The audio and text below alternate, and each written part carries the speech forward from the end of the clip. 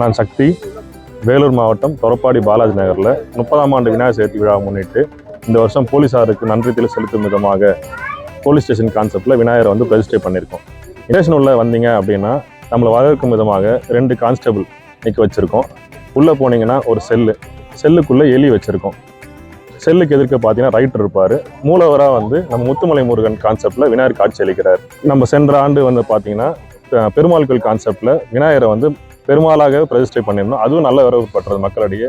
சரி, அந்த வரவேற்பு வந்து இந்த வருஷமும் இன்னும் பெருசாக இருக்கணுன்றதுனால இன்னும் நல்லா பண்ணணும் அப்படின்றனால சரி போலீஸாருக்கு இந்த டைம் நன்றி தெரிவிக்கும் விதமாக நம்ம பெரிய பிரம்மாண்ட பொருட்செலவில் வந்து நம்ம இந்த செட்டை அமைச்சிருக்கோம்.